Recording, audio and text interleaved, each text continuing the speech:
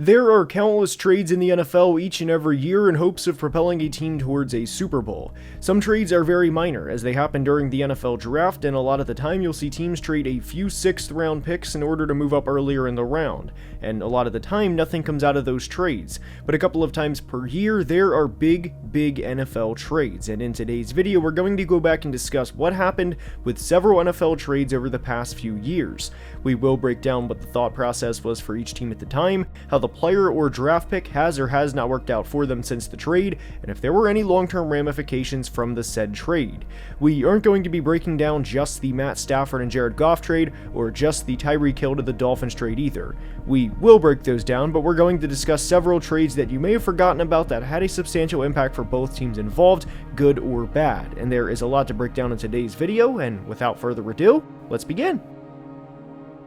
And we are starting today's video by discussing one of the biggest trades over the past 5 years, and it was when the Rams stunned everyone and made a monumental trade for veteran quarterback Matt Stafford. The Rams had gotten close over the first few years of Sean McVay's career, as they had a 43-21 record between 2017 and 2020, and as we know, made it to the Super Bowl in 2018. But they didn't think it was enough, and rather than being close to the mountaintop, they pushed all of their chips to the center of the table and traded for a player they thought would propel them to a Super Bowl victory in Matt Stafford. And credit the Rams for having the guts to make this trade, as a lot of teams talk about going all in and never actually do, but this was the definition of going all in, and it worked. They traded Jared Goff along with 2 first-round picks as well as a 3rd-round pick in exchange for Stafford, and won a Super Bowl in Stafford's first year. And it was a pretty iconic Super Bowl path, as they destroyed the Cardinals in the wild card round, then went into Tampa to beat the GOAT himself in Tom Brady, and narrowly avoided another comeback win from Tom and the Bucs,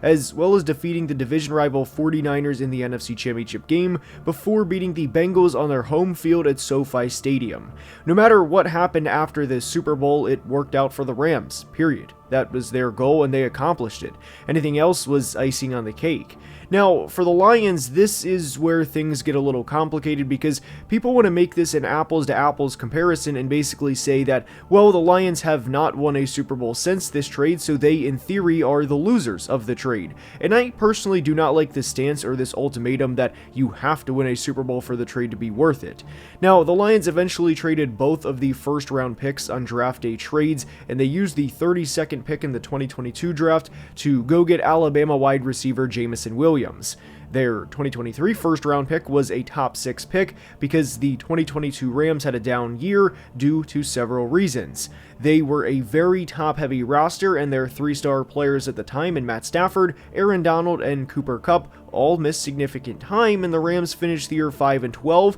much to the surprise of everyone. Detroit traded back with the Cardinals, who came up to pick 6, who actually traded back from pick 3 to pick 12, so the Texans could go get Will Anderson, and the Cardinals eventually drafted Paris Johnson with the 6th pick. The Lions acquired the 12th pick in the 2023 draft, as well as the 34th pick in the 2023 draft, and selected Jahmyr Gibbs and Sam Laporta. And the main reason why I hate the conversation of the Rams definitively won this trade because they won a Super Bowl is because the Lions did everything right within this trade. If the Lions keep Matt Stafford and do not have these extra picks, do they win 12 games and go to the NFC Championship game in 2023 without having Jameson Williams, Jahmyr Gibbs, and Sam Laporta? I personally don't think so. And do they win a franchise record 15 games in 2024 without Jahmyr Gibbs, who, by the way, had 1,900 total yards and 20 total touchdowns this past year, as well as Jameson Williams having a 1,000-yard receiving season himself? No, and there's a reason the Lions have went 27-7 over the last 2 years in the regular season. If you ask any Lions fans that's experienced the past 15 or 20 or even days before Barry Sanders if they would make this trade, the answer is yes, 100 times out of 100. This team had one playoff win in franchise history prior to Dan Campbell being the team's head coach and Brad Holmes being the team's general manager in the Super Bowl era. And obviously you have to hit on the picks for it to be worth it, but the Lions flipped Matt Stafford for Jared Goff, Jahmyr Gibbs, Jameson Williams, Sam Laporta, and even defensive back Afatu Melifonwu, who had a pretty big following amongst Lions fans and is now a Miami Dolphin. And because of the success from both sides, this to me is a win-win trade. Now, whenever the Broncos traded for Russell Wilson, they were expected to compete for a Super Bowl immediately. They were supposed to be led by Russell Wilson and Nathaniel Hackett, and this was in a division that, of course, had Patrick Mahomes, who is Patrick Mahomes, and Justin Herbert at the time was coming off of a spectacular second season in which he threw for over 5,000 yards and 38 passing touchdowns. And at the time, Russ was coming off of a 4-year span in which he had 131 passing touchdowns to 31 interceptions. And the Broncos gave up quite a haul to bring in Russell Wilson. They gave up 3 players as well as 2 first-round picks and 2 second-round picks, and also a 5th-round pick that was eventually used in a later trade in the 2022 draft. But the players were Drew Lock, Shelby Harris, and Noah Fant, and the 2022 first-round pick for Seattle eventually became left tackle Charles Cross. The 2023 first-round pick eventually became Devin Witherspoon, and the second-round picks were used on Boye Mafe and Derek Hall, the pass rusher from Auburn. The Broncos also had a 4th-round pick that was used on Iyama Uzurike, and obviously this trade did not work out for Denver. And whenever this trade was made, it was a lot of Super Bowl or bust expectations for Denver, especially because Russ was a significantly different player at the time than who he is today. And it's unfortunate that Russ has fallen off the way he has, but Russ during his time in Seattle was a borderline Hall of Fame player, and there's people that legitimately think Russ should be in the Hall of Fame because of the first 9 or 10 years of his career. Unfortunately, Russ started to stink it up for the Broncos pretty quickly, as he had just 8 passing touchdowns in his first 11 games as a Bronco, and Nathaniel Hackett did not work out as the head coach either, and he was fired before the season's end in 2022. I think the biggest summarization of the Russell Wilson Broncos era was one of the most famous games over the past 5 years, and it was that Thursday night game between the Broncos and Colts, in which nobody can forget. If you saw that game, you remember that game, and it was certainly one of the NFL games that have been played over the past 5 years. That's a good summarization of Russell Wilson as a Denver Bronco. Obviously, Denver lost this trade in a big way, but I do want to credit General Manager George Patton, Sean Payton, and the scouting department for rebounding from this trade and working through the Russell Wilson contract mess the way they have over the past few years. It's all about hitting on your draft picks as a franchise, and Seattle more than hit on both Charles Cross and Devin Witherspoon, as I really think it's a matter of time until both players are extended, and especially Witherspoon, who I think is one of the better corners in the NFL that, unfortunately for him, is a tad underrated. There was a point in time where Devonte Adams was coming off of a 2-year span in which he had 238 receptions, over 2,900 yards, and had 29 touchdowns. And not surprisingly, he was a back-to-back first-team All-Pro in this span. He was traded prior to the 2022 season to the Las Vegas Raiders so that he could play with his collegiate teammate Derek Carr, and he had a really good year for the Raiders in 2022 as he had 100 receptions for 1,500 yards and 14 touchdowns, and was for the 3rd consecutive year a first-team All-Pro. But what did the Packers do with the picks from the Devonte Adams trade? Well, in the 2022 first round, they selected Georgia linebacker Quay Walker, who I do not think will receive a second contract with the team and has had an up-and-down first few years with the Packers. They used the 2nd round pick from the Devonte Adams trade to trade up in the draft, as they also had their own 2nd round pick, so they used pick 53, which was the pick from the Devonte trade, and pick 59 to move up to pick 34, which belonged to the Minnesota Vikings, so that they could select wide receiver Christian Watson. And a couple of years later, Devonte Adams is now a Ram after his stint with the Raiders and the Jets, and I would say that the Raiders won this trade in the grand scheme of things. I think Christian Watson is a really talented player who unfortunately can't stay healthy, and I wish him the best in his recovery and hope that he can prove to be the player that he was and showed flashes of being back in his rookie season in 2022. But for the Raiders to have a first-team All-Pro from the trade that they made with the Packers, while the Packers have a first-round, not necessarily bust, but certainly disappointment in Quay Walker and a player who can't stay healthy in Christian Watson, I do think the Raiders won this trade, and unfortunately the Packers came out on the losing end. Next up is the Tyreek Hill trade, in which the Chiefs sent star receiver Tyreek Hill to the Dolphins in exchange for 5 total draft picks. They were a 2022 first, second, and fourth, as well as a 2023 fourth and 6th. And if you were wondering how the Dolphins had the 29th pick in the first round in the first place, it was because of the Trey Lance trade from the 49ers they made the year prior. The Dolphins traded the 49ers' first round pick, which was pick 29, and they traded their second round pick, which was pick 50, and then the Chiefs made several moves moves with the picks Miami sent after this trade was finalized. Of the 5 picks Miami traded for Tyreek, Kansas City actually sent 2 of those 5 to go get corner Trent McDuffie in a draft day trade with New England. They used the 29th pick and the 121st pick, as well as a 2022 third, which was their own, to move up 8 spots in the draft to go get the future All-Pro corner. And what's kind of funny is, for as big of a hit as a draft trade as this was for Kansas City, drafting an All-Pro corner with the first round pick they received from the Tyreek Hill trade, they actually traded back from pick 50 to pick 54 with New England again, only to trade back and draft receiver Sky Moore. And while making this video, I went back and sorted through countless draft day trades where not a lot actually came out of those trades, this being one of them. New England traded up 4 picks to go get receiver Tyquan Thornton, which was a huge reach on their part, as I thought he was a 6th round prospect they took in the top 50, while Kansas City traded back to draft a bust of their own at pick 54 in Sky Moore, as well as receiving pick 158 from New England, which they eventually used in another trade to go get guard Darian Kinnard. Eventually, Kansas City moved the 2023 4th round pick in a package to draft receiver Rashee Rice in the 2nd round in 2023, and to summarize this trade up for Kansas City, they pretty much received Trent McDuffie, Sky Moore, and Rashee Rice for Tyreek Hill, and for Kansas City to draft a multiple-time All-Pro corner and a receiver who looks to be a 1,000-yard guy in Rashee Rice, well, I'd consider this a win for them.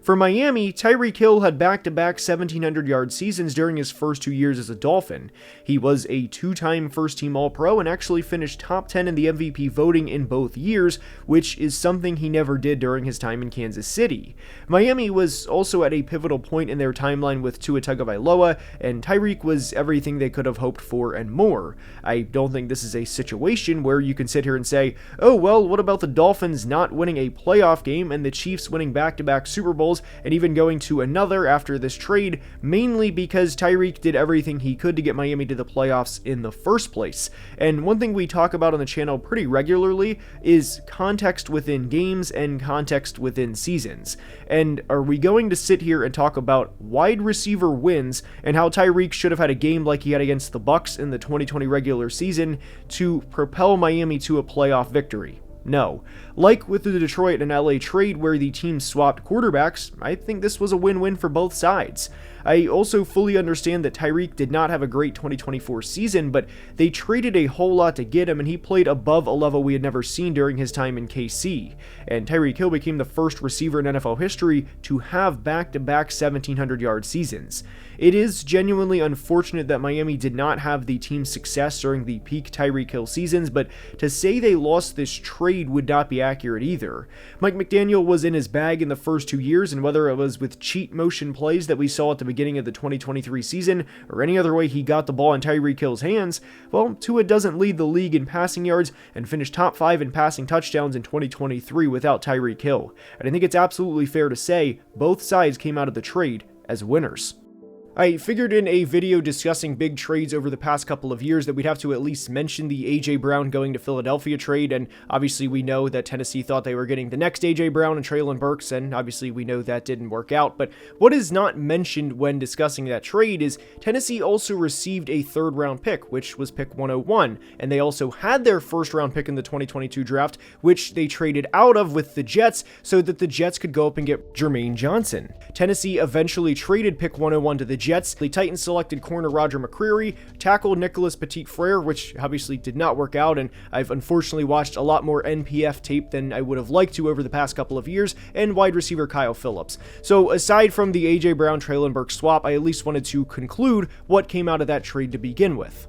Next up is a trade that I don't think it's discussed really at all anymore, and it's Roquan Smith going to the Ravens. And since Roquan Smith has been a Raven, he has not been a first-team All-Pro. His first-team All-Pro was in 2022, and he's had back-to-back first-team All-Pros, and is now a 5-time All-Pro, as he had 2 second-team All-Pros during his time in Chicago. And I think with one more year, that would probably solidify him as a Hall of Famer. Personally, I think he's a Hall of Famer now, but he was traded for linebacker A.J. Klein in a 2023 second and 2023 2023 5th-round pick, and the 2023 2nd-round pick was used on defensive tackle Gervon Dexter, and the 5th-round pick was also used on, ironically, a linebacker in Penei Sewell's younger brother, Noah Sewell. I think it's pretty clear to say that Baltimore definitively won this trade, and while Ryan Poles has done a lot of good things as the Bears GM, this was not one of them. There are several other trades the Bears specifically have made over the past couple of years, and one other bad move that Poles made was trading a 2nd-round pick for Chase Claypool, which was actually the 32nd overall pick because the Dolphins lost their 1st-round pick in the 2023 draft. So the Bears basically traded Chase Claypool for corner Joey Porter Jr. of the Steelers, and obviously the Steelers won that trade. The big trade that Ryan Poles made where he definitively won was trading the 2023 1st overall pick to the Carolina Panthers, in which the Bears received DJ Moore, who is, of course, DJ Moore and a very good receiver in his own rights, as well as eventually drafting Caleb Williams, corner Tyreek Stevenson, offensive tackle Darnell Wright, punter Torrey Taylor, and 2025 2nd-round pick Luther Burden, who I have very, very high hopes for. So for the Bears to receive all of that while the Panthers received Bryce Young, a player who I do think is on the rise and will be a good quarterback for the next couple of years for Carolina, I do think it's definitely fair to say that Chicago won that trade, and that I don't think this necessarily was a win-win because Carolina lost a perennial 1,000-yard receiver in DJ Moore and lost several other key draft assets that they could have used to try and help out Bryce Young. Now, I fully understand they had to move up to go get Bryce Young, but this is a really tough trade to look back on a couple of years later for the Carolina Panthers, given everything they've gone through in 2023 and 2024, though, like we said, things are looking up for the Panthers. You don't really realize how many trades go down in the NFL year in and year out, because for every Matt Stafford trade going to the Rams, or for every Devonte Adams going to the Raiders, or Roquan Smith going to the Ravens, there are hundreds of trades that happen, whether it's on draft weekend or whether it's towards the end of the preseason when a team wants to acquire a player in exchange for a 7th-round pick so that they can be their 52nd or even 53rd player on their roster, just so they are more comfortable by having a depth piece, specifically along the offensive line or defensive line, or even in the corner room is usually how those trades go. And one that happened back in August of 2022 was one that really changed the history of the NFL forever, as the Jags acquired offensive tackle Cole Van Lanen in exchange for a 2023 7th-round pick that the Packers eventually used on corner Anthony Johnson Jr. Now, jokes aside, because I'm sure you're probably busting a gut laughing at that joke, the Chiefs made a really good trade on day 3 of the 2021 draft, as they wanted to move up in the 5th round so that they could go get tight end Noah Gray. They traded a 5th and a late 6th round pick in exchange for another 5th and 6th round pick with the Jets, so that the Jets could draft Jason Pinnock and Jonathan Marshall, and that the Chiefs could draft Noah Gray and Trey Smith. And we recently did a video on the Chiefs and